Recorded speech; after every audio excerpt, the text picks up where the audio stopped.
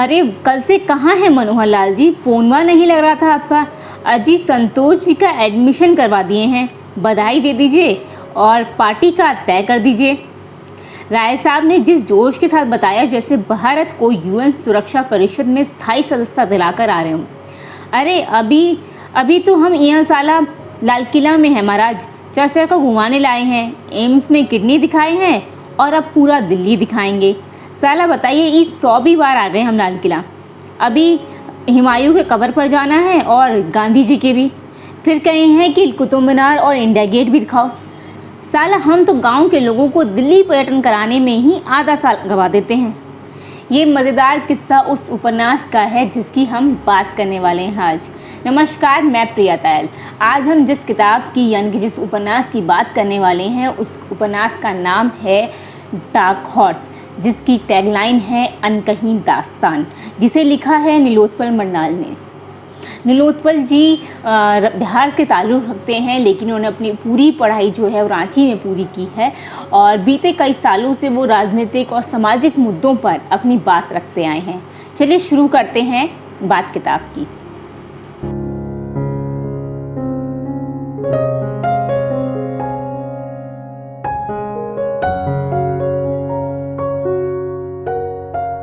अगर मैं बात करूं किताब की तो पहले शुरू करते हैं जी कवर पेज से। अगर कवर पेज की बात करूं तो कवर पेज पर एक भागता काला घोड़ा आपको दिखाई देता है, जिसका मतलब है डार्क हॉर्स। और डार्क हॉर्स का मतलब होता है एक रेस का एक ऐसा घोड़ा जिसके ऊपर किसी ने दांव ना लगाया हो और जिसके जीतने की उम्मीद ना हो, लेकिन वो सबको पीछे छोड़कर आगे निकल जाए और जीत जाए, उसे कहते हैं डार्क हॉर्स। और इसका कवर पे जितना सिंपल है उतनी ही मज़ेदार इसकी कहानी है। अब अगर बात करूं मैं इस किताब की कहानी की तो सिविल सर्विस की तैयारी के लिए आए बच्चों का संघर्ष को बेखूबी बयां करती ये उपन्यास जो है वो शुरू होता है बिहार के भागलपुर से। और इसका मुख्य किरदार है वो है संतोष, जो कि सिविल सर्विस की तैयारी के लिए भागलपुर से दिल्ली आता है, यानी कि मुखर्जी नगर। मुखर्जी नगर एक ऐसी जगह है जहाँ पर कई राज्यों से बच्चे आते हैं यूपीएससी और आईएएस और आईपीएस बनने के लिए और ऐसे ही अपने माँ बाप के सपने पूरे करने के लिए। ऐसे ही सपने पूरे करने के लिए संतोष बिहार से दिल्ली आया हुआ है।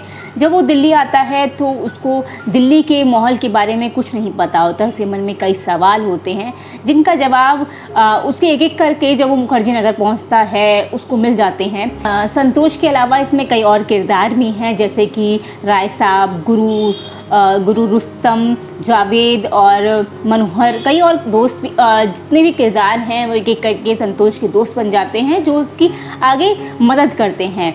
जब संतोष मुखर्जी नगर पहुंचता है तो अपने दोस्तों की मदद से ही एक कमरा ले लेता है वहाँ पे और एक इंस्टीट्यूट में एडमिशन ले लेता है, जिसके बाद से कहानी शुरू होती है सही मायनों में। दरअसल ये उपन्यास छात्रों के जीवन की अनगिनत अनकही दास्तान को बयां करता है।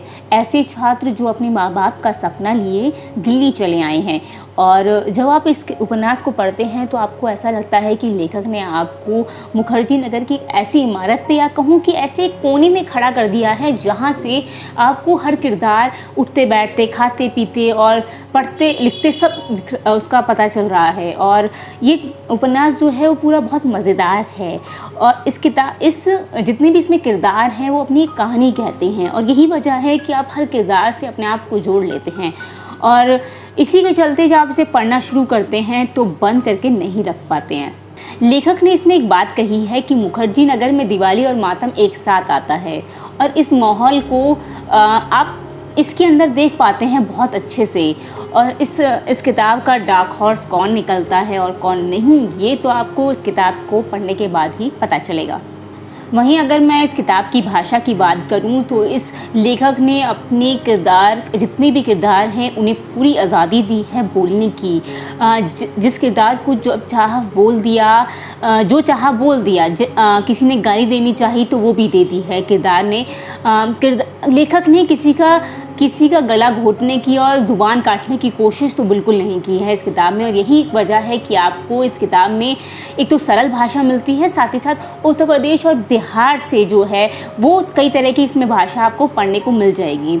इस कहानी में अलग अलग राज्यों से दिल्ली आए बच्चों का सफ़र, सफलता असफलता की खुशी और दुख, परिवार का दबाव, एग्ज़ाम से पहले की बेचैनी, मुखर्जी नगर के मज़ेदार किस्से और वहाँ रहने वाले बच्चों की कहानियाँ और अपने सपनों के लिए लड़ रहे और संघर्ष कर रहे बच्चों की कहानी को लेखक ने बेखूबी बयां किया है और हर किरदार को बड़ी ईमानदारी से रखने की कोशिश की है, जिसके अंदर लेखक सफल भी होता है।